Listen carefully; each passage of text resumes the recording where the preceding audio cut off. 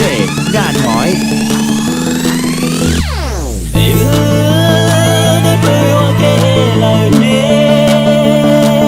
DJ Đàn Nói.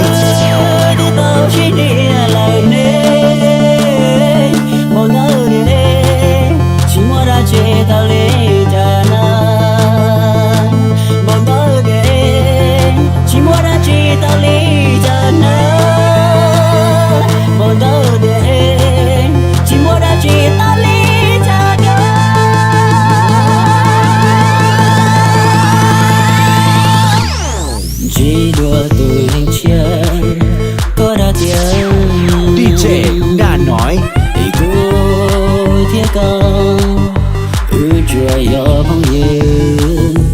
Chỉ cho lên từ đã có chỉ lên thì cứ giờ có từ luôn rồi chỉ cho này mua nhẹ có đã tiền thì cứ thế có ở chùa giờ ship chỉ cho này rung râu có đã tiền cũ thiệt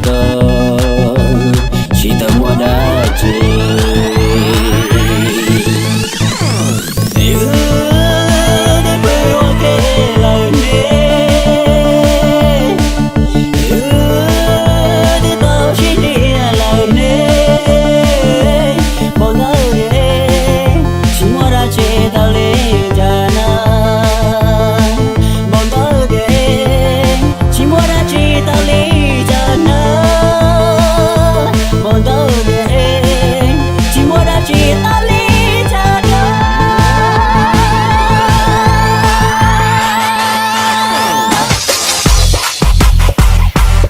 DJ Đàn Nói.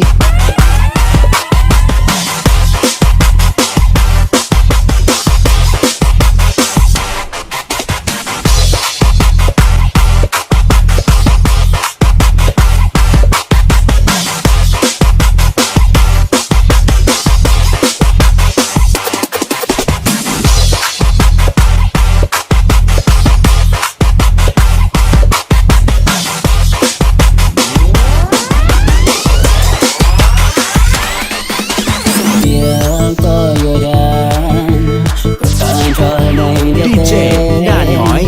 Lo có những đã đâu thì chỉ có yêu ra chỉ đâu từ nên lấy cô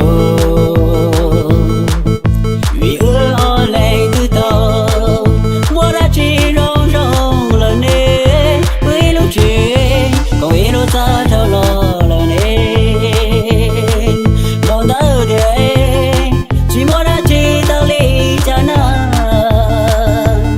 còn ta để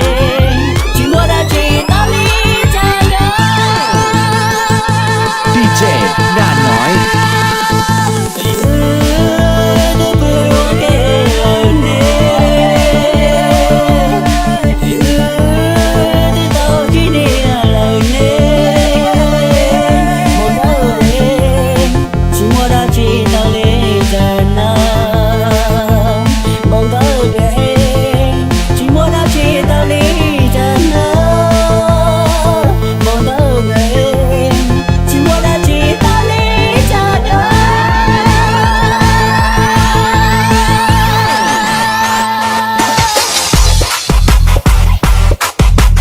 DJ Đàn Nói.